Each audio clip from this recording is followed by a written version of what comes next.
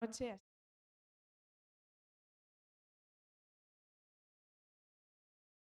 Estás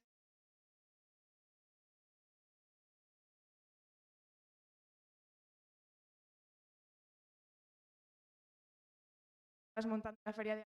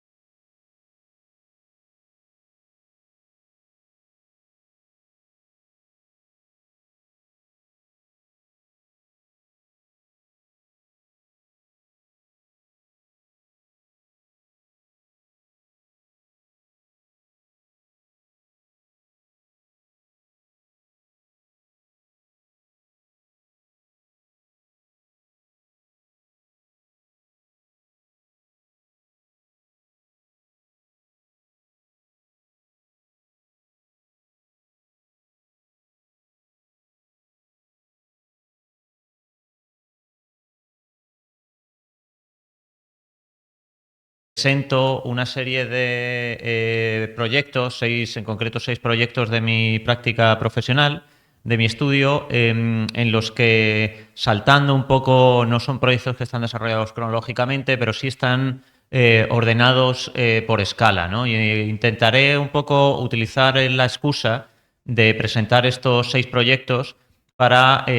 intentar definir un poco este posicionamiento que tenemos en la oficina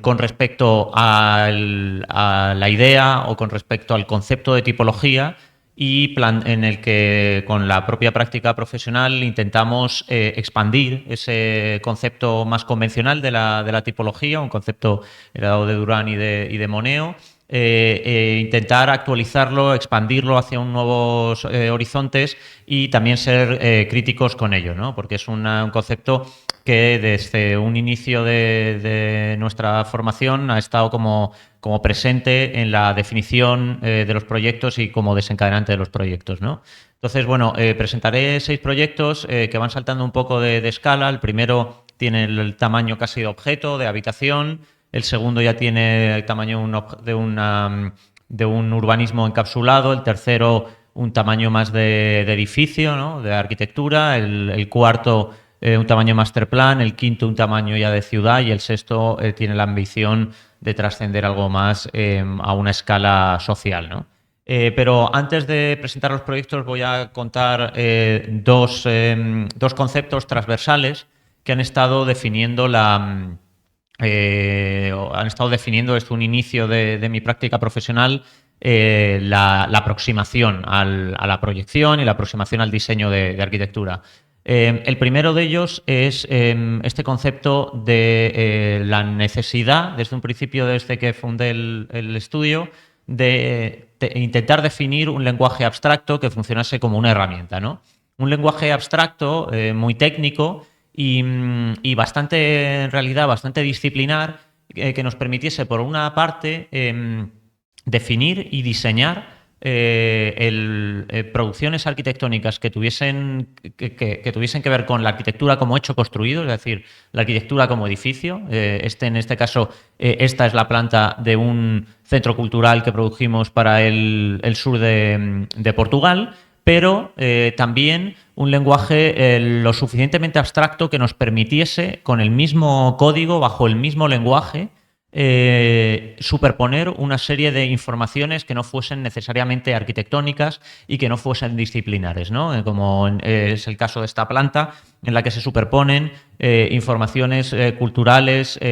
económicas o incluso políticas de un masterplan para Berlín-Brandenburgo, que luego contaré, y que bajo este mismo lenguaje nos han permitido superponer este tipo de informaciones no arquitectónicas y hacer que se relacionen con esa concepción más convencional de la arquitectura como hecho construido.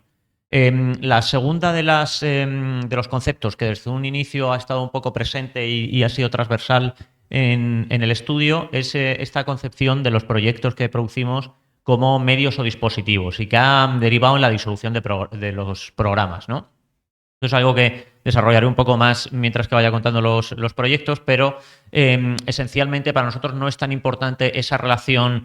forma-función que normalmente ha determinado el concepto y la definición del tipo dentro de la arquitectura, sino tenemos un entendimiento de los proyectos más como dispositivos o casi como máquinas en los que la forma no responde directamente, o la organización formal no responde directamente a una función, sino que permite construir diferentes condiciones y permite desencadenar diferentes contextos. De tal forma que cuando vemos, por ejemplo, esta planta, que es la planta de un museo en Helsinki, o vemos esta planta que es la planta de un mercado de abastos en Villanueva de Serena, realmente para nosotros no es tan importante esa relación aparentemente obvia entre un esquema compositivo en planta y el tipo, sino que realmente lo que más nos interesa son las condiciones que desencadenan las estrategias que gestionan la articulación de los elementos arquitectónicos que articulan esas plantas, ¿no? Entonces, bueno, voy a pasar un poco a ir contando cada uno de los proyectos. El primer proyecto que comparto es un proyecto que desarrollamos el año pasado en el estudio. Es realmente el proyecto más pequeño que hemos hecho, pero bueno, un poco irónicamente también es el proyecto que más viral se ha hecho, que más difusión ha tenido. Es la reforma de un apartamento en el centro de Madrid, en el barrio de Malasaña. Una intervención arquitectónica, una reforma súper sencilla, muy simple, en la que fundamentalmente lo que proponemos era eliminar todas las compartimentaciones casi innecesarias que tenía el apartamento originariamente y sustituir toda esa arquitectura de compartimentaciones por un elemento central, por un núcleo, este núcleo que vemos aquí sombreado de negro, un núcleo que es en realidad un núcleo infraestructural que contiene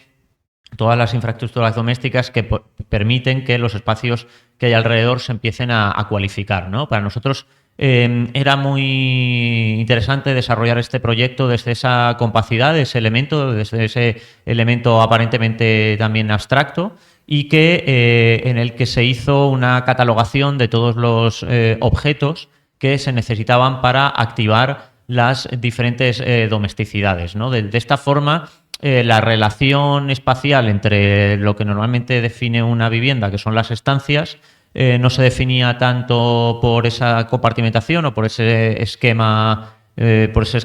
articulación de compartimentación en plantas, sino que se definía más por los diferentes objetos que este núcleo central podía ir desplegando y podía ir desarrollando enfrente de él, y podían ir activando a través de esos objetos y de la infraestructura de electricidad, de agua, de lavado, de higiene, etcétera, que tiene el mueble. Podían ir articulando y activando los espacios alrededor, ¿no? Para nosotros este objeto también tenía un cierto interés a nivel material, por el hecho de también ser consecuente un poco con el objeto del proyecto, ¿no? Si el proyecto intentaba disolver un poco los límites entre los espacios más productivos de la vivienda, los espacios más de ocio, espacios más reproductivos, también la materialidad tenía que ver con ello, ¿no? Entonces se decidió por una materialidad en aluminio que cubre toda la pieza y en la que no hay tanta distinción entre lo que es aparentemente una cocina, lo que es una zona de lavado, lo que es la parte de dormir o lo que es la parte de estar, sino que en realidad la materialidad es toda homogénea y son realmente los objetos y las infraestructuras que van poblando y que van habitando esa pieza las que van cualificando cada uno de los espacios y las que van posibilitando que en una parte sea una parte más de estar o una parte sea más de cocinar, ¿no? Si este proyecto planteaba esta crítica un poco al apartamento mínimo convencional dividido en varias estancias, el siguiente proyecto es un proyecto que hemos saltado una escala mayor, ¿no? Saltado una escala ya a una escala más de casi urbana o que media entre lo doméstico y lo urbano, y es el proyecto que hemos estado desarrollando en los 3 últimos años para la Feria de Arte Contemporáneo en Arco, que es la Feria de Arte Contemporáneo de Madrid, y es una de las las más importantes de Europa. Es un proyecto en el que partimos de este punto de partida, partimos del modelo convencional de una feria de arte, ¿no? En este caso, el proyecto se desarrolla en IFEMA, en la Feria de Madrid, en los pabellones 7 y 9, que son dos pabellones extraordinariamente genéricos que se producen en un determinado momento de finales del siglo pasado como extensión de un proyecto inicialmente desarrollado por OIZA. Entonces, nosotros lo que planteamos frente a este esquema tan convencional de la feria de arte en el que se recorre con una linealidad y hay un espacio como totalmente reglado, planteamos dos migraciones, ¿no? La primera de las migraciones tiene que ver con esta premisa de proponer una migración del espacio ferial al espacio museístico, ¿no? Entender que la feria de arte no solo es un lugar de mercantil, sino que realmente es un lugar cultural y, por tanto, ese twist tipológico puede partir de intentar introducir condiciones de la tipología museo dentro de esta tipología ferial. En este sentido, proponíamos esta migración, ¿no? La migración del espacio ferial al espacio museístico, de unos recorridos extraordinariamente como controlados y siempre que conciben cada uno de los booths y de las galerías como espacios exteriores, a un recorrido mucho más interior en el que el desarrollo de la visita pasa casi de una estancia a otra y de un espacio expositivo a otro espacio expositivo, en este caso de espacio de galería en espacio de galería. La segunda migración que concadena esta y que es un poco una consecuencia es la de entender que este interior genérico de la feria, al transformarlo en este interior museístico, se podía empezar, también por su escala, podía empezar a desencadenar una condición de una ciudad de galerías, ¿no? De una especie de urbanismo encapsulado que, inyectado dentro de estos pabellones, debido a su tamaño, podían desarrollar casi el tamaño de una ciudad, ¿no? Entonces, para desarrollar este proyecto empezamos a hacer, y para materializar estas dos condiciones, empezamos a hacer un análisis pormenorizado de las arquitecturas de cada una de las galerías, las arquitecturas reales, ¿no? De dónde están posicionadas cada una de las galerías y qué arquitecturas tienen, y desarrollar un sistema bastante abstracto en el que esas arquitecturas se desposeían y se desmaterializaban y se reducían a una simplificación geométrica de sus espacios, ¿no? Este sistema de abstracción nos permitía desarrollar todo un atlas de todas las plantas reales a escala 1:1 desmaterializadas de las galerías que exponen en Arco, y con la voluntad de poder trasladar estas plantas a escala 1:1 dentro de los pabellones de la feria y desarrollar una planta que propusiese un interior de la feria en el que realmente fuese una ciudad de galerías en las que se replicase de la misma forma que en el plano de Noli, ¿no? De Roma, ese interior público de todas esas galerías que se podrían ir recorriendo y complementada por una serie de programas públicos y de funciones públicas de las que también ejercíamos el diseño arquitectónico. En este sentido, voy a ir mostrando imágenes de diferentes ediciones de la feria, pero esta es en concreto justo de esta última edición, de la edición pasada. Lo que más nos interesaba frente a ediciones previas de la feria y casi cualquier feria de arte en la que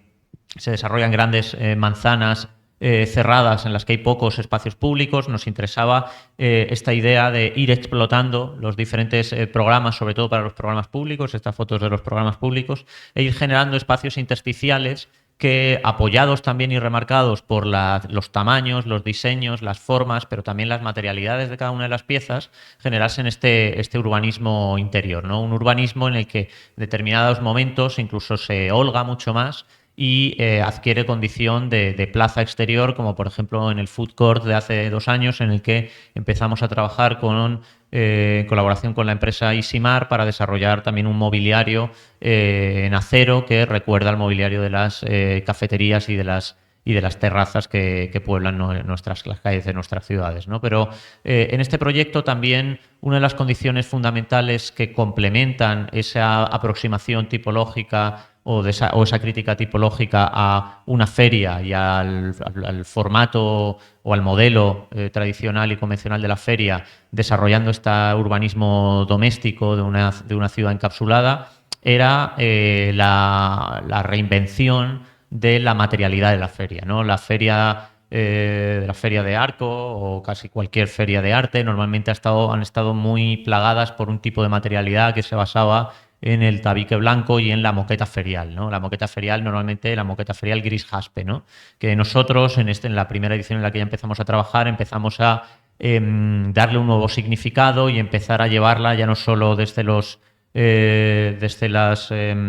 suelos, sino empezar a llevarlo para generar acabados verticales, ¿no? Acabados de fachadas en los que empezábamos a invertir esa relación entre la moqueta ferial del suelo y la pared blanca y empezar a quitar la moqueta del suelo, empezar a llevarla a la pared, y esto nos permitía además generar un nuevo tipo de materialidad en la que el propio material permitía, como podemos ver en la imagen, ¿no?, incorporar las señaléticas no con un elemento extra, sino realmente con el propio rasgado del material, como si fuese la solapa de una chaqueta que se abre y que deja visibilizar la señalética de cada una de las salas, ¿no? También en esta edición empezamos a experimentar con algo que en las siguientes ediciones hemos denominado urbanismo orientado a los objetos, y que tiene que ver con desarrollar una materialización de la feria en la que se utilicen exclusivamente sistemas constructivos, materiales y procesos de ensamblado y de montaje que sean totalmente endémicos de la feria, ¿no? En esta primera edición, la señalética general de la feria también, en lugar de generar nuevos elementos, lo que hacía era resignificar los truses de iluminación que, en lugar de estar puestos en horizontal, como vemos el del pasillo, los descolgábamos en punta en vertical y se forraban con una señalética para ir indicando los diferentes espacios, ¿no? Entonces, en las siguientes ediciones hemos ido expandiendo más este concepto del urbanismo orientado a los objetos, en el que el propio urbanismo iba también visibilizando materiales y técnicas constructivas que normalmente están ocultas o que se utilizan como dentro de procesos secundarios, ¿no? Aquí muestro la planta a la misma escala de una de las zonas de los programas públicos, o de la zona principal trasera del pabellón 9 de los programas públicos en la edición del año 2023, y cómo ha ido evolucionando en el 2024, mucho más explotada y desarrollando mucho más ese urbanismo interior en el que se iban produciendo estos espacios pequeños, ¿no?, que están un poco a caballo entre lo que sería el espacio de una plaza y lo que sería el espacio de una sala de estar, y que tienen esa condición un poco híbrida a nivel espacial entre ambos, ¿no? Y la actualización de esta última edición, en el que el esquema espacial es muy similar, o el esquema programático es muy similar al de la edición anterior, pero la materialización y la morfología de las piezas es radicalmente diferente, ¿no? En estas últimas ediciones, como mencionaba, este urbanismo orientado a los objetos iba desarrollando unas materializaciones en las que, por ejemplo, se resignificaba el aislante metalizado, que normalmente se utiliza para cubrir y reparar instalaciones de aire y de clima, para forrar totalmente las fachadas de varios pabellones, y también los truses escénicos se utilizaban para generar la propia estructura de estas piezas, generando una estructura que ya no solo dependía de los tableros y de una idea de utilizar tableros que luego se desechan, sino utilizar sistemas industrializados, estandarizados y alquilados que se reutilizan en las diferentes ediciones. La idea del uso de la moqueta ferial cómo o de una forma diferente también se expandía para desarrollar diferentes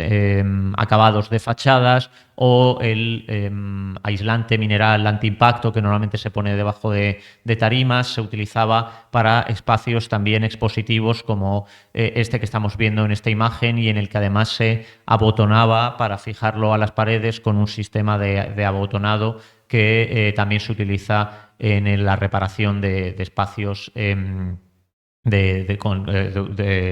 espacios secundarios del esquema ferial, ¿no? Entonces, bueno,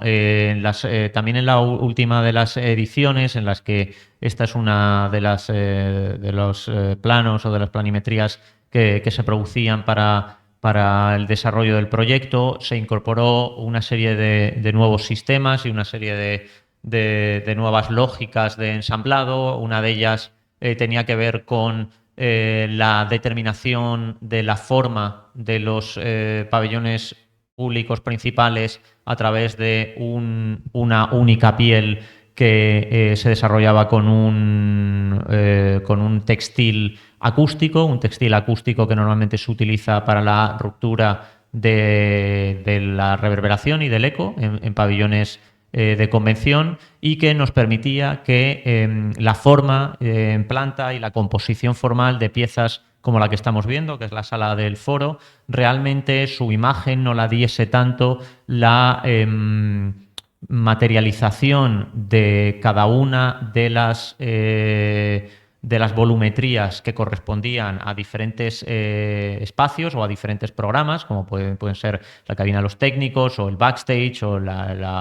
o el almacén o la zona de recepción y de entrada, sino que la materialización la diese realmente los propios materiales, ¿no? El propio material es la que realmente otorga la forma del pabellón y es el uso de ese textil translúcido y de esa malla acústica la que va produciendo toda esa materialización. No solo en este caso, sino en el caso del pabellón que estamos viendo aquí en primer plano. En este caso era muy diferente, eran una serie de lógicas de circularidad. Se propusieron en esta última edición una serie de pabellones en las que se necesitaba que el interior tuviese un cierto acondicionamiento acústico y para generar mayor cantidad de masa lo que se propuso fue utilizar una serie de sistemas de empaquetado, sistemas de bolsas hinchables o de hileras de bolsas hinchables precortadas y termoselladas que se fijaban a las paredes de los pabellones a través de estas cinchas de embalaje y que en el último día de la feria las diferentes galerías las iban retirando, tanto las cinchas como las burbujas hinchables, para el sistema de embalaje de las piezas artísticas que se habían vendido a la hora de mandarlas, ¿no? De tal forma que aquí la lógica del uso de este material era una lógica un poco inversa, en la que se pensaba un material que se pudiese utilizar para una segunda vida y se le buscaba un uso previo, ¿no? En esta edición también, como estamos viendo, todo el mobiliario de las zonas públicas se desarrollaba a través de la resignificación de los truses escénicos, que con diferentes sistemas en los que también se utilizaban estas cinchas se iban generando tanto bancos como la barra del bar, en la que no utilizábamos ningún clavo para la fijación y se resolvía de una forma muy, muy sencilla, casi tonta, ¿no? Con un tablero superior que iba teniendo una materialización o una forma que correspondía con una simplificación del trazado del río Amazonas, porque esta edición de Arco era la edición del Amazonas, que era la parte central de la feria, y ese tablero se iba fijando a través de simplemente de unos huecos de corte con unos cinturones que iban formando esta barra en la que la morfología, una vez más, derivaba no tanto de una decisión de diseño, sino de una decisión de esta ecología artificial o esta sistema circular ferial en el que cada uno de los elementos que van configurando la feria pertenecen a esa ecología artificial de la propia feria, ¿no? Una ecología que no tiene tanto que ver con una sostenibilidad convencional, entendida desde el reciclaje de materiales, sino con una circularidad dentro del propio sistema de la feria. El tercero de los proyectos que voy a compartir hoy da un salto mayor de escala y ya tiene una escala que no se reduce exclusivamente a un interior, sino que ya tiene una escala arquitectónica y relacionada con una pieza de la ciudad, y es el proyecto para el Museo de Chipre, un proyecto que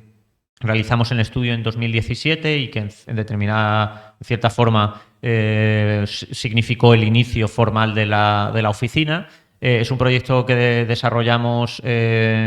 bajo la premisa de un concurso internacional en 2 fases, en el que tuvimos la suerte de clasificarnos y quedamos segundos en el concurso. El proyecto partía de el enunciado del concurso proponía una pregunta a los participantes, que es esta pregunta que comparto aquí: ¿cómo definir un museo que acumula 12.000 años de historia, ¿no? El museo que se proponía era un museo, era el Museo Nacional de Chipre, que era un museo fundamentalmente arqueológico, porque Chipre es una nación que tiene una de las mayores patrimonios arqueológicos de Europa y del mundo, ¿no? En relación a su escala. Pero para nosotros no era tan importante esta pregunta, la definición de ese espacio museístico, sino más bien una pregunta que tenía más que ver con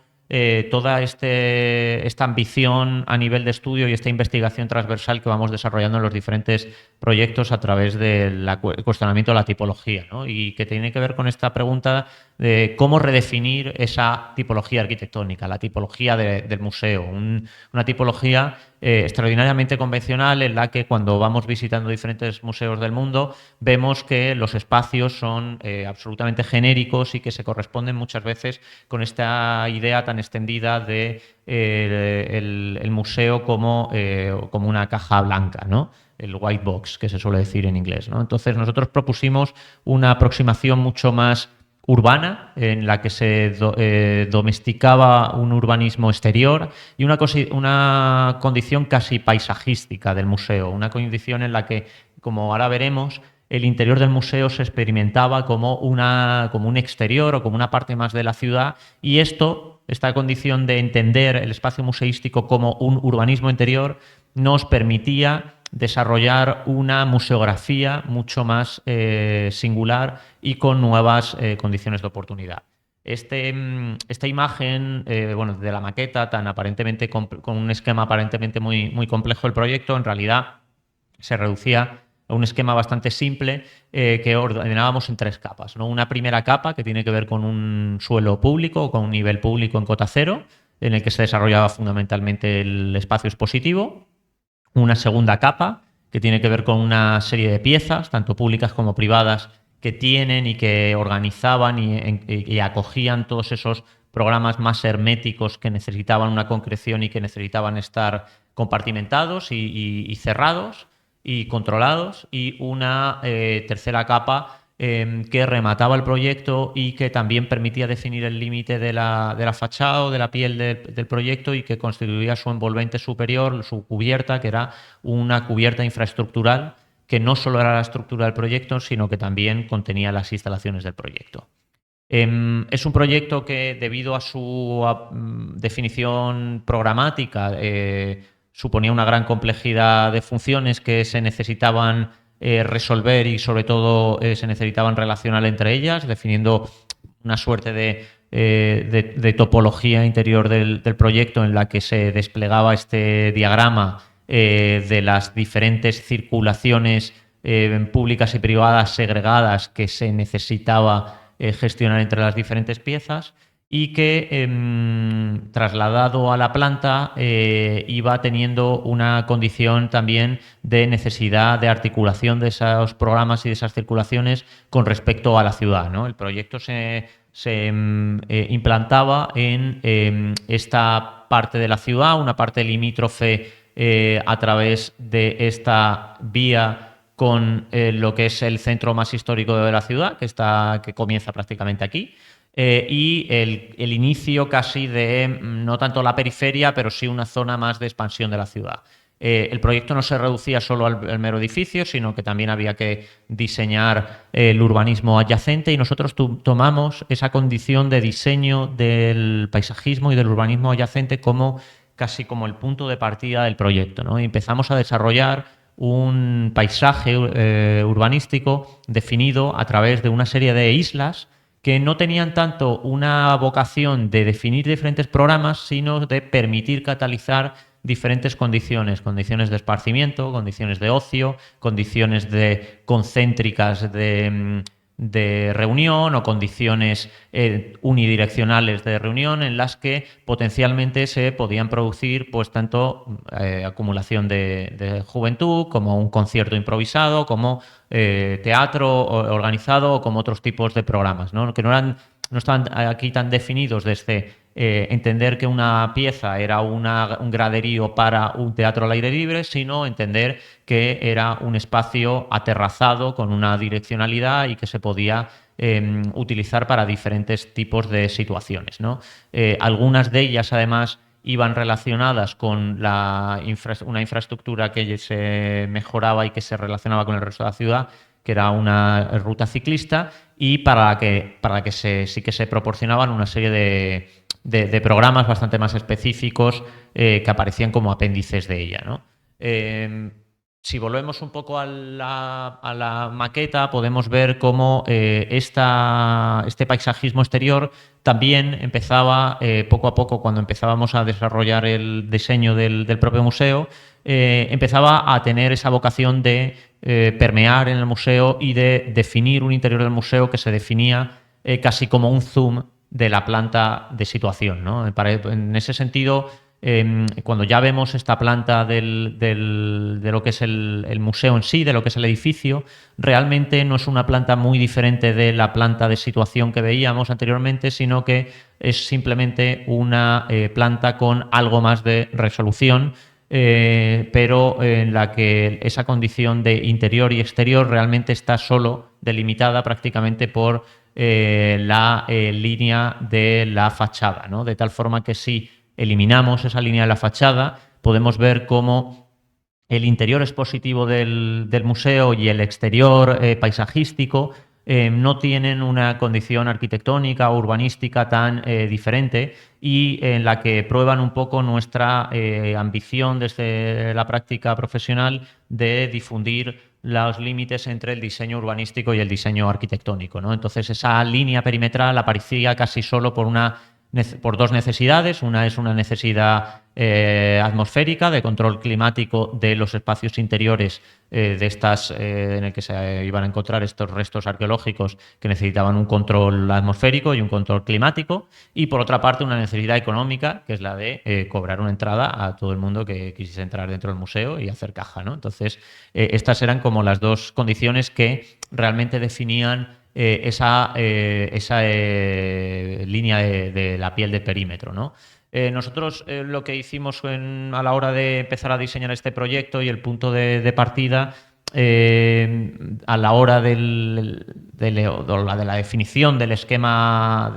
en planta y del esquema compositivo de la planta, no derivaba tanto del diseño de ese espacio museístico, sino que tenía más que ver con un diseño urbano, ¿no? Nos centramos frente al resto de participantes del concurso, que se centraban bastante más en el diseño pormenorizado de los espacios expositivos. Nosotros procedimos a la inversa, ¿no? Empezamos a diseñar todo aquello que no era expositivo, porque pensamos y reflexionamos en que todo aquello que no era expositivo realmente tenía una condición mucho más precisa y mucho más específica, y se le podían asignar elementos arquitectónicos mucho más concretos, ¿no? Entonces empezamos a realizar el proyecto a la inversa, no definiendo el museo, sino definiendo los espacios servidores del museo. Una serie de piezas públicas, una serie de piezas privadas, y realmente el espacio museístico, de la misma forma que en nuestras ciudades el espacio público o el espacio urbano aparece casi como un sobrante o un residuo de la arquitectura que va ocupando y que se va diseñando las ciudades, este espacio museístico aparecía como ese residuo cualificado entre cada una de estas piezas públicas y privadas y la línea del perímetro. Este espacio museístico y esa condición urbana permitía, cuando ya lo vemos en una axonométrica, concebirse como con un esquema muy poco convencional, ¿no? Un esquema que se recorría casi como paisaje y en el que la concatenación de los espacios no tenía que ver con esa, o con esa herencia del esquema del museo que deriva o que procede bastante de la pinacoteca, ¿no? De una sala tras otra sala o de una serie de atrios que van teniendo las piezas expuestas y vamos pasando de una a otra en un recorrido totalmente ordenado y totalmente guiado, ¿no? Y jerárquico, sino que aquí se producía un espacio mucho menos jerárquico en la que el visitante casi podía realizar derivas y divagar a lo largo del espacio museístico sin una orden totalmente impuesto o aparente, ¿no? En este sentido, frente a la compartimentación, que es la que suele ordenar el espacio museístico convencional en diferentes salas y diferentes espacios, nosotros aquí esa orden de piezas no se daba a través de la compartimentación, sino que se daba bastante más a través de diferentes eventos arquitectónicos o diferentes objetos, los propios objetos museográficos e incluso las propias piezas expuestas, ¿no? Y así como elementos singulares y especiales como topografías y facsímiles y recreaciones de yacimientos arqueológicos.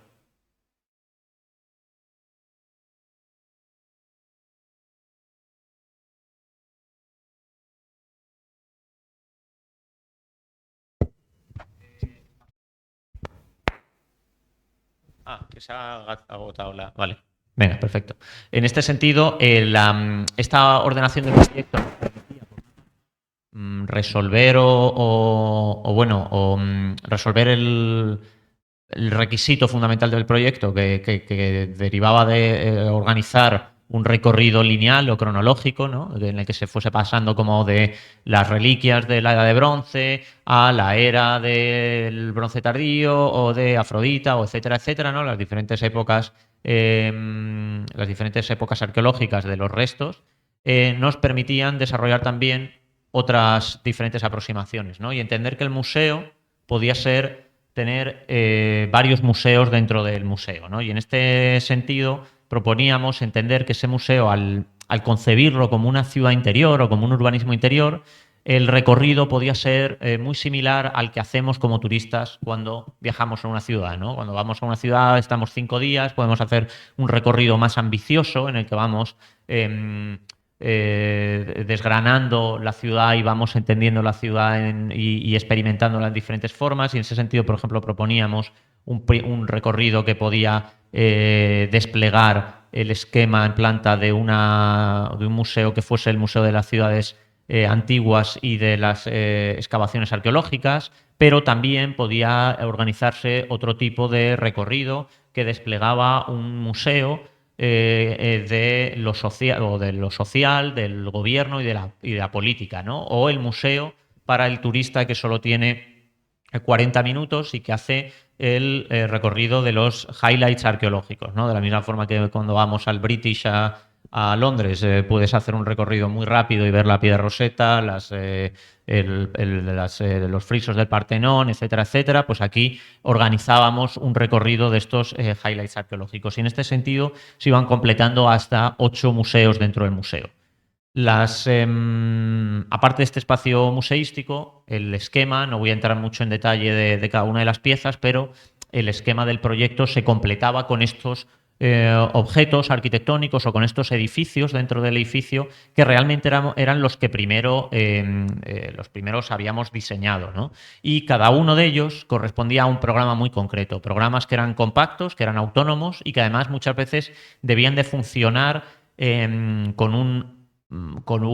horario muy concreto, con un horario muy restringido, tenían circulaciones restringidas, accesos restringidos y además eran muy diversos entre sí, ¿no? Y necesitaban diferentes tipos de, tanto de materialización como de esquema espacial, pero también incluso de estructuras e instalaciones, ¿no? Uno de ellos, por ejemplo, era este, que es la planta del espacio de almacenamiento y de laboratorios, en el que el esquema espacial derivaba de una necesidad de espacios, servidores y de circulaciones independientes y de diferentes tipos. Algunas de ellas eran circulaciones a través de rampas, otras eran circulaciones peatonales, otras eran zonas de espacios de carga y descarga a diferentes alturas y que exigían una zona accesible desde casi cualquier punto interior de almacenamiento, pero muy versátil, ¿no? Para ello desarrollamos una pieza en la que tenía una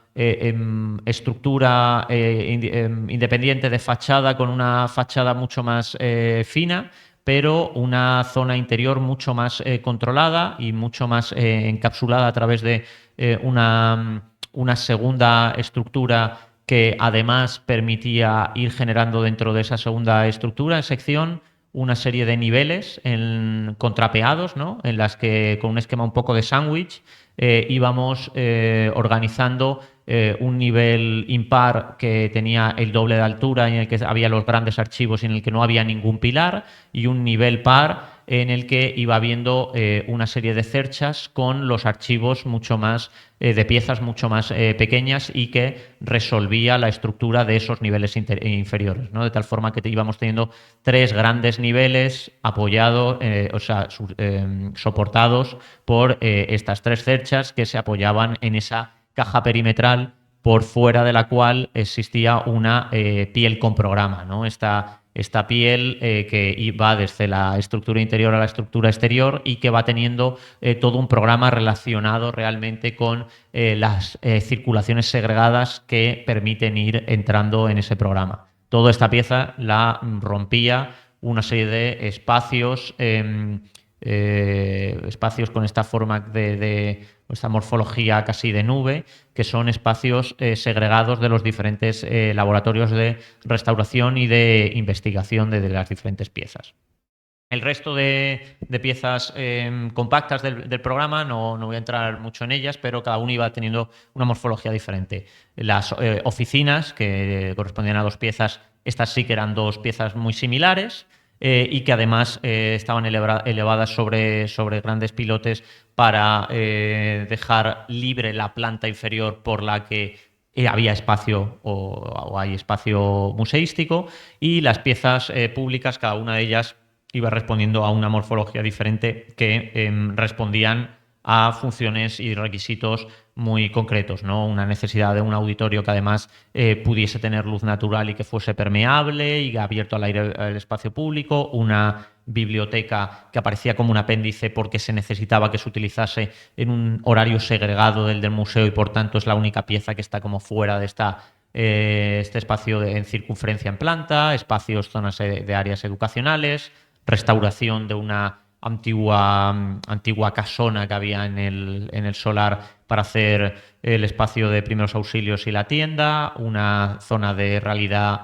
virtual para una serie de experiencias inmersivas que se proponían en el propio proyecto, y finalmente el tercer elemento que en ese primer esquema os mostraba que configuraba en el proyecto era la cubierta, ¿no? La cubierta, que aparentemente tiene una morfología muy singular y aparentemente muy diseñada, ¿no? En realidad respondía, era una morfología encontrada, ¿no? Nosotros en este proyecto, cuando estuvimos trabajando en esta segunda fase con el equipo de ingeniería de estructuras, empezamos a ver que podíamos restringir toda la estructura vertical a cada una de esas piezas que os iba mostrando anteriormente, al igual que todo el perímetro de la fachada. De esta forma podíamos liberar todo el espacio museístico, todo ese espacio que hemos visto antes en axonométrica, de cualquier tipo de estructura vertical, y el esquema de deformadas de ese plano de cubierta nos daba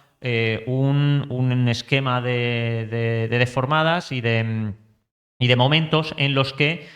la traslación directa de esos esfuerzos daban como consecuencia este diseño, ¿no? Un diseño de una parrilla de cerchas metálicas en las que en los puntos que mayor cantidad de estructura y mayor esfuerzo requería, adquiría la cubierta mayor canto y en los puntos que necesitaba menos, adquiría menos canto. De tal forma que esta cubierta, un poco con una formalización de ovni que se va como ensanchando y estrechando, que va adquiriendo más espesor y menos espesor, realmente no estaba diseñada, sino que tenía más estructura donde más estructura necesitaba y tenía menos estructura donde menos estructura necesitaba, de tal forma que la forma era una respuesta directa del esquema estructural y de los esfuerzos de la pieza, ¿no? La superposición de los tres órdenes de cada una de las materializaciones de esas piezas públicas y privadas, de esta cubierta estructural, pero también infraestructural, porque iba distribuyendo todo el sistema de aire y de clima por el proyecto, y finalmente el espacio museístico inferior es el que iba originando esta formalización del proyecto, aparentemente muy compleja, pero que realmente procedía de la superposición de simplicidades, ¿no? O de elementos mucho más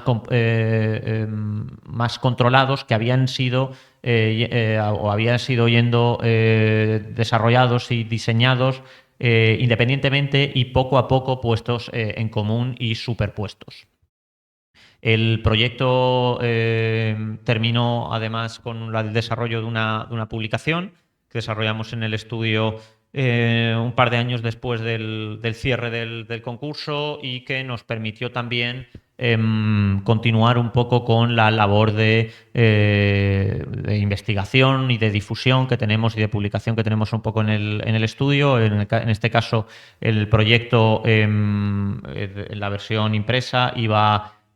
precedida de un prólogo escrito por Peter Cook y por un epílogo escrito por Federico Soriano, en el que se reflexionaba un poco más allá también del propio proyecto en torno a la documentación y al lenguaje gráfico desarrollado y experimentado durante el proyecto, pero también a la crítica, a la tipología museística que se había estado desarrollando a través del propio proyecto.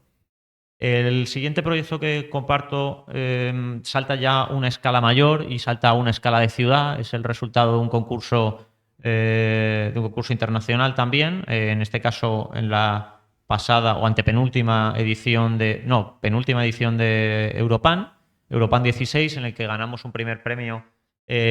para el desarrollo de un plan urbanístico en la ciudad de Aalst, que está en la periferia de Bruselas, y que estamos desarrollando o hemos ido desarrollando en los últimos 2 años. Este proyecto partía de un análisis de la ciudad europea, sobre todo de las ciudades como Bruselas, en las que hay una clara distinción entre zonas, una zonificación muy segregada entre zonas en el centro de la ciudad, destinadas fundamentalmente a trabajo, y zonas no tanto en los suburbios, sino más bien en todo aquello que no es centro, lo que empieza a tener una condición un poquito más de periferia, que son zonas muy homogéneas de espacios residenciales en las que es incluso a veces complicado ya no solo encontrar una dotación cultural o una dotación cívica, sino incluso encontrar espacio comercial, ¿no? El proyecto comienza con un poco un análisis más a nivel nacional de la distribución de la población de Bélgica en relación a su lugar de residencia, que es este diagrama, y la distribución de la población con respecto a su espacio de trabajo, ¿no? En este sentido, vemos que frente a una distribución más o menos homogénea, aunque hay 3 núcleos más marcados de los espacios de residencia, sí que vemos que con respecto a los espacios de trabajo hay una clara dependencia de lo que es el área metropolitana de Bruselas, lo que es el área metropolitana de Amberes y lo que es el área metropolitana de Gante. Esta localidad se encuentra, a ver si veo el puntero, se encuentra como aquí aproximadamente, y es una ciudad un poco que funciona ciudad dormitorio de Bruselas. Esta es la ubicación del solar. Nosotros realmente estamos centrados en este solar de aquí, que este es el master plan, pero desde un primer momento del proyecto entendimos que el proyecto podía trascender de la escala del propio solar, y entender que estaba a través de dos infraestructuras relacionados con todo un territorio, ¿no? Por una parte teníamos, Solar estaba delimitado por un lateral por la infraestructura ferroviaria de la línea de tren, siendo la estación tangente a al Solar, la línea de tren que va a Bruselas y que va a Gante, y por otro lado un canal de un río artificializado que es el Dender, que delimitaba el otro canal, ¿no? Entonces entendimos que el proyecto podía estar conectado con muchos otros proyectos y en ese sentido entender que podíamos utilizar este proyecto para proponer una serie de programas en los que esa dicotomía entre vida y trabajo, en este caso entre vida y espacio residencial en esta ciudad dormitorio de Aalst y trabajo en Bruselas, Gante o Amberes a través de la red ferroviaria, no tenía por qué ser tan justapuestas, sino que en realidad podíamos solapar aquí espacios de vivir y espacios de trabajar. A nivel territorial entendimos que el proyecto y proponíamos que el proyecto fuese un nodo de un sistema más complejo, ¿no? Y entonces que a escala infraestructural se convirtiese en un catalizador logístico, pero que también a escala ambiental se convirtiese en un distribuidor ecológico en el que unas ecologías que íbamos a recuperar en el propio Solar se pudiesen redistribuir utilizando el río Dender en otra serie de locales, otra serie de solares, ¿no? Y entender que el río Dender podía ser una arquitectura naturalizada en el que o a través del cual se pudiesen ir redistribuyendo las ecologías que íbamos a ir rescatando en el propio Solar. Y finalmente, a una escala mucho más social, proponíamos que el Solar y el proyecto fuese un prototipo urbano en el que se convirtiese en un activador programático, un activador de programas que en otras zonas de Aalst se habían quedado obsoletas o que se habían quedado restringidas por su tamaño y que pudiesen tener lugar a réplica dentro del propio proyecto. En este sentido, el proyecto, que está en la planta ya de la intervención o del desarrollo urbanístico que proponemos dentro del Solar, lo entendíamos como un prototipo urbano y lo entendíamos no tanto desde su formalización, sino más bien desde su comisariado, ¿no? Entonces, en este sentido, proponemos una función un poco singular del rol del arquitecto, del rol del urbanista, con una migración, ¿no? De la misma forma que en el proyecto de Arco proponíamos esa migración del espacio ferial al espacio museístico, aquí proponíamos esta migración de construir un contexto a comisariar un contexto, ¿no? Entonces, para nosotros no era tan importante la composición formal y el diseño específico de cada una de estas piezas arquitectónicas que vemos aquí en la axonométrica, sino que era bastante más importante el comisariado y la articulación de las diferentes estrategias que se iban superponiendo sobre el Solar, ¿no? Entonces, esta es la realidad actual del Solar, un Solar en el que en dos laterales tenemos espacios residenciales con una tipología de residencia bastante tradicional, de vivienda pareada, y una serie de naves industriales, algunas de ellas históricas, protegidas por patrimonio, y otras de los años 90, no protegidas por patrimonio. Estas están en desuso, estas están con un poquito más de uso, con usos tipo bolera y centro de deportes. Nosotros lo que primero que hemos propuesto es desarrollar una serie de estrategias de regeneración que con muy bajo presupuesto y a través de y combinadas con unas estrategias ecológicas permitiesen testar una serie de programas primero en estas zonas de las naves históricas que pudiesen empezar a ser apropiadas y se empezasen a testar ahí como un caldo de cultivo de diferentes programas que luego fuesen a permitir definir las funciones que fuesen a articular o que fuesen a habitar piezas arquitectónicas que estarían primeramente implantadas no tanto en el centro del Solar, sino en los puntos de activación con respecto a las adyacencias urbanas, ¿no? De los barrios urbanos adyacentes para poder complementar usos a esos barrios y empezar a catalizar el uso de todo este Solar que tiene unas cuantas hectáreas. Esto se complementaría con una serie de conexiones, de sistemas de conexiones y con unos elementos de activación. Algunos de ellos tenían que ver con residencias temporales de baja y de corta duración. Finalmente, y también un poco como pasaba en el proyecto de Chipre, los espacios urbanos aparecen como espacios de cohesión sobre los que se implantan una serie de estrategias, pero cuyo diseño realmente es un poco como ese espacio residual que se produce entre ambos. De tal forma que la planta que veíamos antes es simplemente la superposición de todas estas estrategias articuladas en el tiempo. Pero para nosotros esta planta puramente arquitectónica necesitaba complementarse con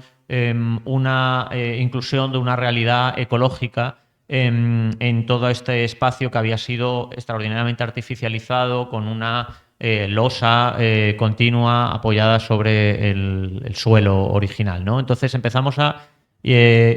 catalogar y ver los diferentes tipos de especies de vegetación de la zona que podían desarrollarse tanto en exteriores como interiores, ¿no? Y en este sentido empezamos a proponer una forma de acondicionamiento y de cualificación espacial, no solo de los espacios exteriores a través de la vegetación, sino también de los espacios interiores, ¿no? De esos espacios semi-interiores, de tal forma que en esas primeras estrategias, en algunas de las naves que no se climatizaban, se pudiesen incorporar determinados tipos de vegetación y a través de las atmósferas que generaban las humedades y las temperaturas que se necesitaban para cada uno de estos vegetaciones se pudiesen desarrollar una suerte de compartimentaciones sin generar una compartimentación física de los espacios, ¿no? Pero que en la que en realidad sí que se generasen esas atmósferas y esa segregación o seclusión espacial de diferentes espacios de confort dentro de las 5 naves industriales históricas. Esta ecología o esta infraestructura ecológica requería, por supuesto, de una planta infraestructural, ¿no? De tal forma que con respecto a la planta arquitectónica o la planta urbanística, la planta infraestructural para nosotros era igual de importante, ¿no? Esta planta de la distribución de los diferentes sistemas de riego y drenaje con sus espesores y sus grosores de los caudales de cada uno de ellos, pero también la consecuencia que iba teniendo, ¿no? Una planta de irrigación en la que podíamos ver las escorrentías de estas aguas sobre el suelo que se pretende recuperar o que se pretende volver a transformar en un suelo poroso y blando en el que se recupere esa condición mucho más permeable original del suelo.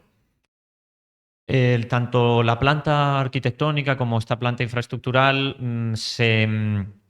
ordenaban para nosotros en ese concepto de el comisariado del contexto y no tanto de la construcción del contexto a través de este otro documento, que para nosotros es bastante más importante que la propia planta, ¿no? Frente a esta planta previa que veíamos, que es una que ordena de forma cartesiana las geometrías arquitectónicas del proyecto con una condición de composición arquitectónica. Lo que más nos interesaba casi más es esta otra planta, una planta topológica que en realidad corresponde con una línea de tiempo, con un timeline, en el que ya no solo las plantas de diferentes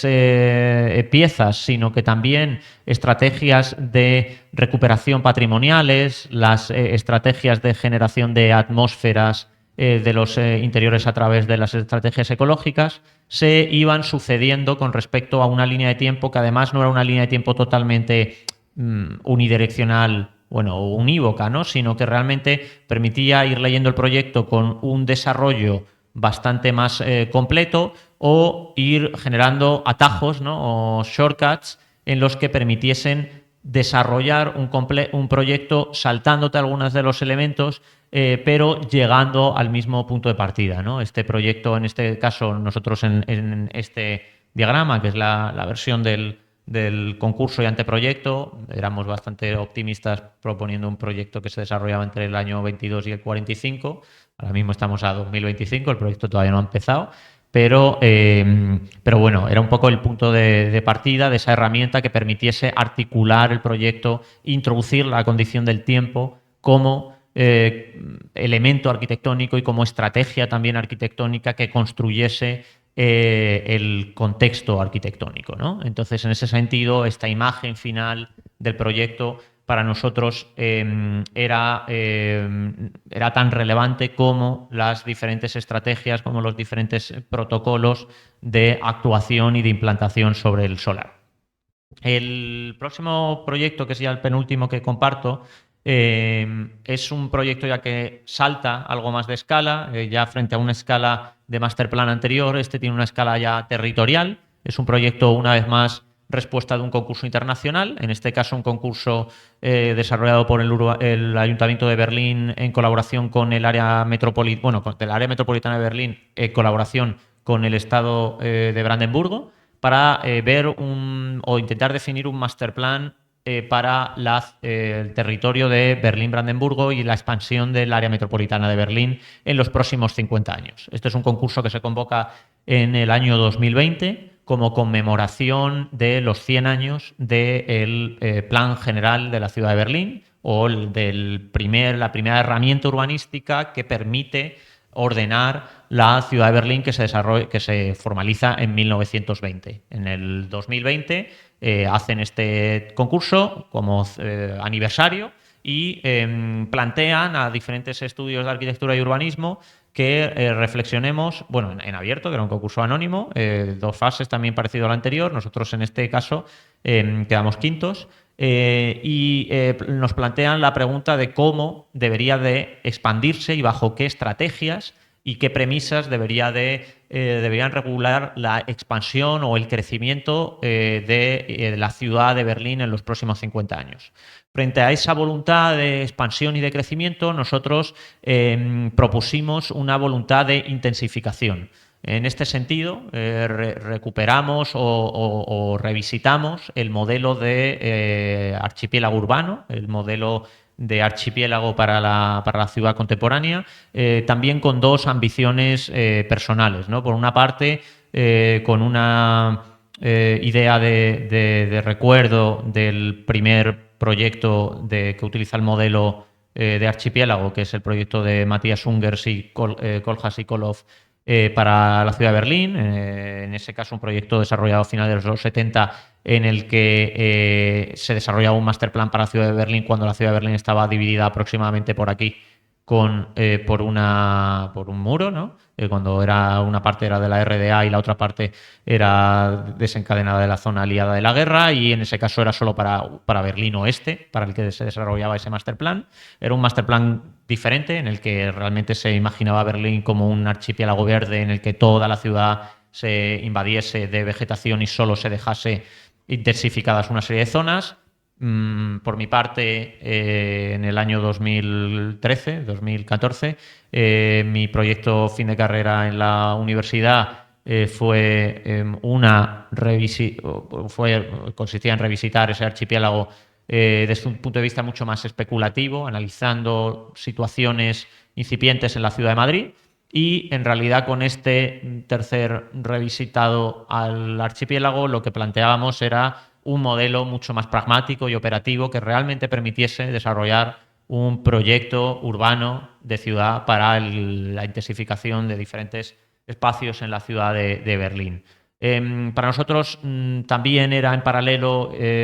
interesante poder utilizar la excusa de esta intensificación de espacios como una investigación que nos permitiese centrarnos en tipologías metropolitanas contemporáneas que fuesen emergentes. Es decir, condiciones urbanísticas que en ese momento veíamos que estaban emergiendo dentro de la ciudad contemporánea, pero que todavía no habían sido incorporadas dentro de la práctica profesional de la arquitectura y el urbanismo, y que a través de este master plan nos permitía tipologizarlas o definir estas nuevas tipologías o no tipologías expandidas, y que nos permitiesen definir una serie de herramientas que pudiesen regular no tanto su control, sino su diseño. En este sentido, el master plan, que tenía un mayor desarrollo territorial al que no voy a contar en esta charla, en una segunda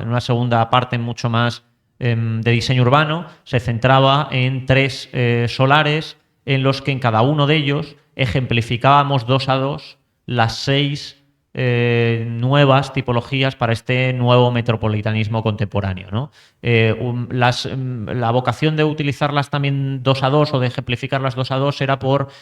mostrar que estas nuevas tipologías realmente no eran totalmente homogéneas, sino que normalmente aparecen en las ciudades hibridadas, no solamente dos a dos, sino entre las seis de ellas, ¿no? Para cada una de ellas, que no las voy a contar como súper en desarrollo, pero que sí que me interesa como que podáis ver un poco la aproximación general del diseño de estas herramientas urbanas. Para cada una de ellas definíamos exactamente los mismos documentos, ¿no? De esta forma, al definir los mismos documentos, también podíamos compararlas y establecer una relación a la hora del diseño muy homogénea. Por ejemplo, la primera de ellas, Nuevo Sudkreuz, nos centrábamos en un área, en el área de la estación de Sudkreuz, que es la tercera estación más transitada de Alemania y la segunda estación más transitada de Berlín, y producíamos una gran axonométrica, un gran render hiperrealista, todo esto iban en paneles acero, un render en un panel acero y una gran planta de ordenamiento también en un acero, ¿no? En cada una de las plantas que voy a mostrar de cada una de estas tres islas metropolitanas se utiliza este grafismo abstracto o este lenguaje abstracto que comentaba al inicio, técnico, de una forma en la que los espacios en negro corresponden a uno de los tipos y los espacios a línea en blanco corresponden a otro de los tipos. En este caso, aquí superponíamos o intentábamos definir dos tipologías. Una de ellas tiene que ver con el urbanismo del commuting, ¿no? Ese urbanismo del tránsito que se genera a través de arquitecturas segregadas o servidoras de la infraestructura de transporte, en este caso fundamentalmente ferroviaria, pero también de autobuses y de otros sistemas de movilidad que ahora después veremos. Y por otra parte, una serie de espacios que tenían que ver con espacios en desuso, apropiados, a veces ocupados por los ciudadanos de Berlín y que están en el ADN de Berlín, ¿no? Por supuesto, esto luego tenía como un desarrollo de zonificaciones y más puramente pragmático y urbanístico. Pero nosotros lo que más nos interesaba frente a la implementación de una serie de nuevos sistemas de movilidad, no nos interesaba tanto ese punto futurista de la ciudad, intentando imaginar qué nuevos sistemas de movilidad necesitaba la ciudad de Berlín, intentando ver su implantación, sino lo que nos interesaba era una cuestión mucho más sociológica, una cuestión mucho más cultural y una cuestión mucho más urbana, ¿no? Lo que nos interesaba era qué tipo de arquitecturas producían se generaban a través de las lógicas sociales y de las intensificaciones que producían estos sistemas de movilidad, ¿no? Sistemas de movilidad que en algunos casos ya conocemos, como puede ser un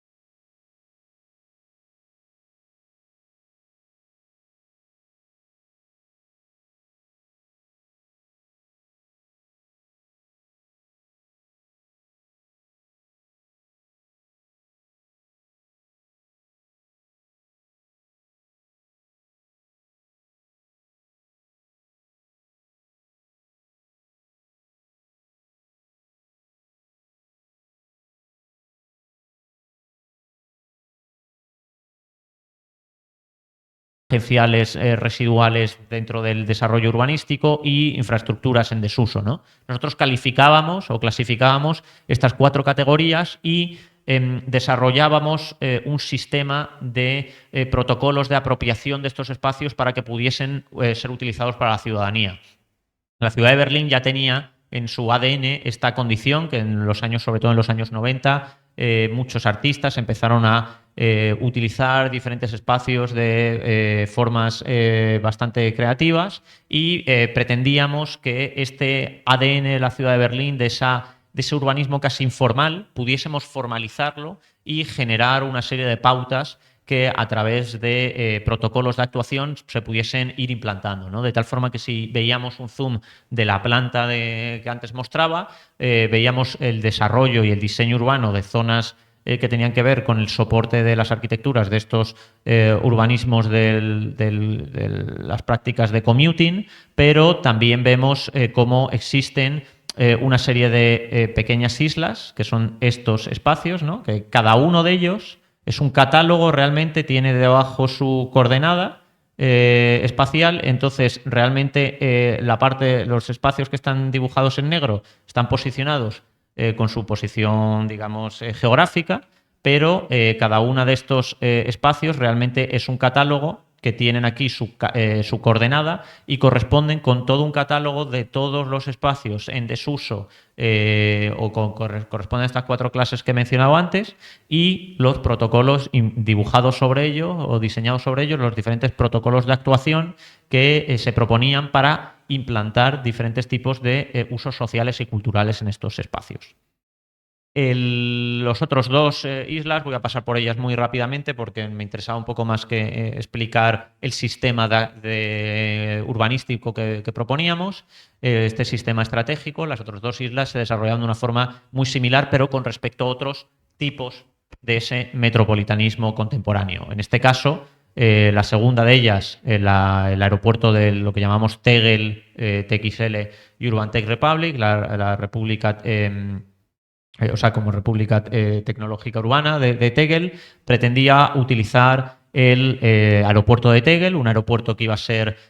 puesto en desuso justo al año siguiente, que de hecho es lo que está pasando y que ahora se va a hacer un desarrollo urbanístico fundamentalmente residencial y de oficinas en esta zona. Y aquí lo que proponíamos era un desarrollo urbanístico en el que se mezclasen una vez más, al igual que en el proyecto anterior, 2 capas de urbanismos emergentes, uno de ellos mucho más formal y otro mucho más informal. El que es más formal en este caso, una vez más representado en negro, tiene que ver con lo que se llama industria 4.0, un tipo de industria blanda, que no genera polución y que tiene que ver con unas series también de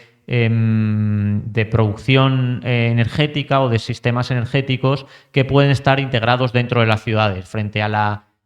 concepción convencional de las industrias mucho más pesadas que suelen estar fuera de las ciudades. Este tipo de escenarios que despliega la industria 4.0 pueden estar realmente insertados dentro de nuestras ciudades porque no generan contaminación y porque no son industrias ruidosas, ¿no? Y este sistema que implanta el tipo de la industria 4.0 se complementaba con un segundo tipo, mucho más informal y que intentábamos formalizar. Un tipo que deriva de los urbanismos pop-up, de urbanismos que aparecen y desaparecen, generalmente ligados a lo que se suele llamar la cultura de las weekend societies, se suele llamar como los estudios culturales anglosajones, que son como traducido las sociedades de fin de semana y que suelen tener que ver mucho con el ocio nocturno, las fiestas o los festivales de música, ¿no? En Berlín esto ya era una condición que, al igual que en la isla anterior, estaba en su ADN, ¿no? Vemos cómo en Berlín, en las últimas décadas, frente al espacio cultural institucionalizado, para el que su adalid acaba siendo como la Filarmónica de Sharon o los diferentes museos como el Museo Judío o la Neue National Gallery tiene en Berlín. El espacio de la cultura y de casi del ocio nocturno ha emigrado de este tipo de arquitecturas a otro tipo de arquitecturas, ¿no? Espacios mucho más emergentes. Como pueden ser el Mauer Park o como puede ser el Tempelhof Field, ¿no? Y entonces este tipo de urbanismos mucho más informales que aparecen en esa pared.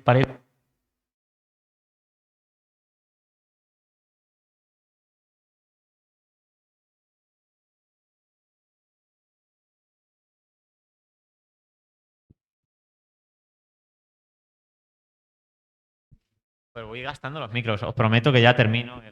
la charla, ¿eh? No voy a aburriros más. Si ya quedan súper pocas diapositivas. Entonces, bueno, incorporamos estos urbanismos informales que aparecían como complemento también de la formalidad de uso de los otros, ¿no? También incluso con un horario diferenciado, un horario que se superpone y se complementa y para el que se producían, al igual que en la tipología anterior, los mismos documentos. Finalmente, el tercero tenía que ver con un procedimiento muy similar, en este caso en el que se superponían una condición de vida y trabajo, un proyecto bastante parecido al anterior que he contado en Alst, y en el que se proponían unos espacios residenciales en los suburbios y se intentaba traer espacios productivos, espacios de trabajo a esta zona suburbial para producir un tejido urbano híbrido en el que además fuese transescalar, ¿no? Y hubiese espacios productivos con tamaño urbano, espacios productivos con tamaño arquitectónico y espacios productivos con tamaño doméstico y que se insertasen en los espacios reproductivos de la domesticidad, ¿no? En ese sentido, se producían una serie de variantes tipológicos del bloque residencial en el que se insertaban junto con los sistemas de circulación una serie de cápsulas urbanas que tenían que ver con espacios de trabajo para empezar a implantar esos programas urbanos y públicos, ya no solo en el tejido urbano, sino dentro del tejido doméstico del bloque residencial. En este sentido, la segundo de los tipos, como comentaba, no solo tenía que ver con ese espacio o reinvención del espacio doméstico, sino con la reinterpretación y la identificación de nuevas realidades de los espacios de trabajo, ¿no? Justo además, este proyecto lo desarrollamos casi en su totalidad la segunda fase durante el confinamiento y además un momento muy significativo en el que se implantó casi ya para quedarse muchas prácticas y se probó que eran factibles muchas prácticas como el teletrabajo, ¿no? Entonces, este tipo de prácticas se empezaban a formalizar y se empezaban a implantar dando espacios arquitectónicos dentro de los bloques residenciales y que, como veis en este zoom de la planta, iban apareciendo desde una condición mucho más doméstica a través de esas cápsulas que se inyectaban dentro de el tejido doméstico del bloque residencial, pero también dentro de esas otras piezas, algunas dotacionales que se insertaban dentro del tejido urbano. Y finalmente, el último proyecto que os voy a compartir es un proyecto que salta a una escala mayor, salta y trasciende a una escala mucho más de la escala social, la escala de sociedad, y que es un proyecto más teórico y en cierta forma es un proyecto especulativo que desarrollamos también en el año 2000, entre 2020 y 2021 para la revista eFlux. Es una revista online de arquitectura y arte que os recomiendo encarecidamente y en colaboración con la ETH de Zúrich, que comisarian una exposición que tiene una réplica dentro de su web con una serie de artículos en las que nos piden a una serie de prácticas arquitectónicas que reflexionemos acerca de diferentes condiciones que se habían desencadenado desde el confinamiento. En este caso, nosotros empezamos a trabajar con una no sé si se lee muy bien, pero bueno, lo leeré un poco como en alto. Empezamos a hacer una reflexión con respecto a la lectura de un texto, un libro de Jonathan Crary, que nos parecía extraordinariamente significativo en ese momento y que en realidad ha ido definiendo parte de la actitud de nuestra oficina en los últimos años. Es este libro 24/7, Late Capitalism and the End of Sleep, en el que dice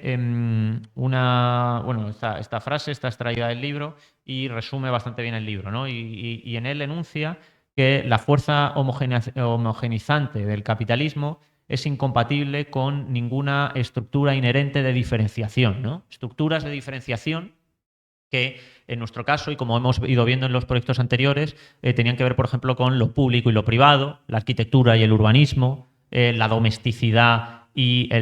lo urbano, ¿no? Pero que también tienen que ver con lo sagrado y lo profano, el día del carnaval y el workday, ¿no? O el día festivo y el día de trabajo,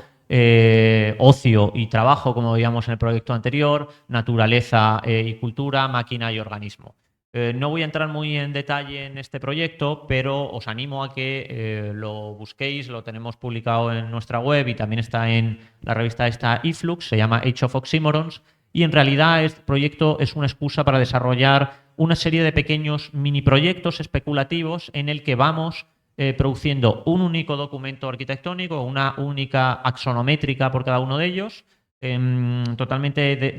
descontextualizada, y en el que se especula con respecto a una dupla de estos conceptos opuestos y se intenta romper esa cultura de la diferenciación de la que habla Jonathan Crary, intentando ver que esa diferencia que el proyecto de la modernidad ha implantado o intentó implantar en nuestras ciudades, entre términos totalmente opuestos para intentar diferenciarlos o intentar mantenerlos aislados, realmente en la ciudad contemporánea no funciona como tal, ¿no? En ese sentido, como veíamos también en algunos de los otros proyectos más pragmáticos anteriores, esa dualidad entre vida y trabajo a través de este primero de los proyectos Homeworking. Cada uno de los proyectos se iba titulando como con la especulación de un nombre de una compañía, ¿no? de una empresa. Tenía un poco también este punto como distópico y de crítica a la sociedad y a la cultura del capitalismo tardío.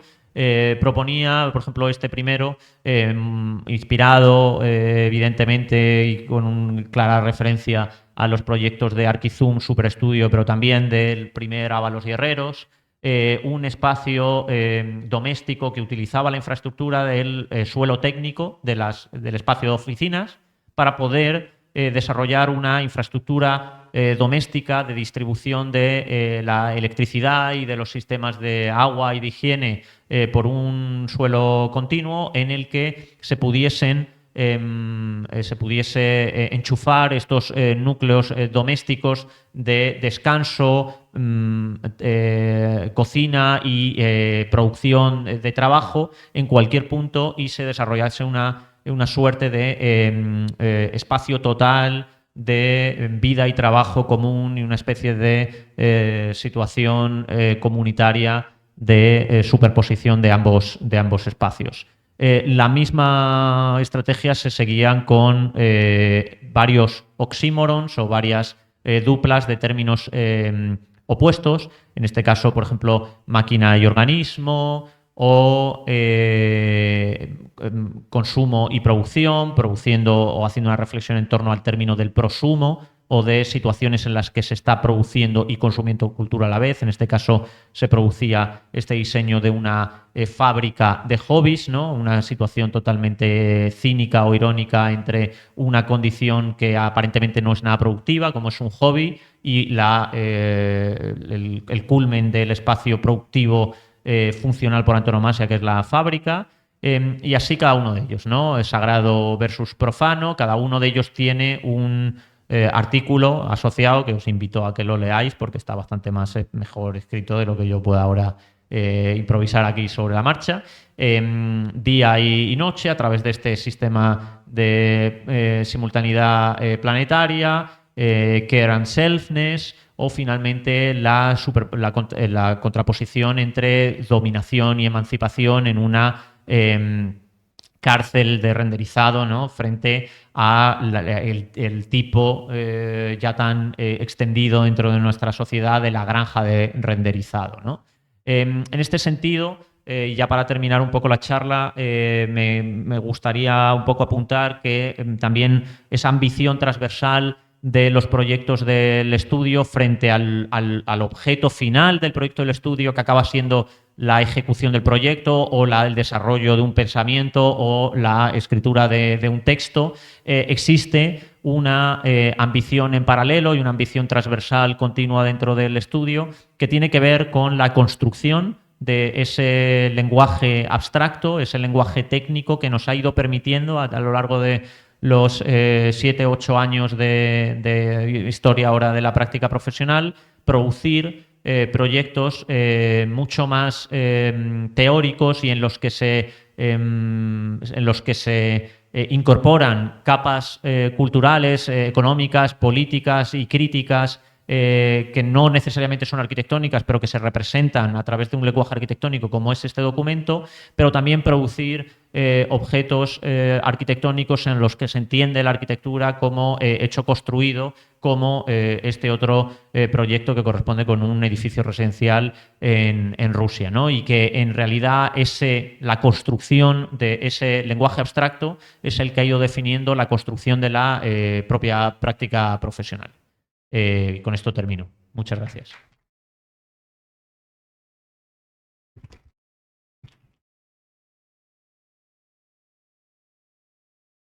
No sé si cerramos, si hay preguntas, lo que... Ah, vale, vale.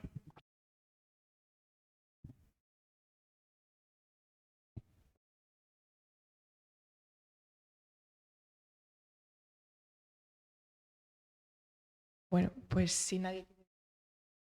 Muchas gracias por venir, ha sido muy interesante y nada, cierra el ciclo de conferencias. Nos vemos el año que viene. Muchas gracias.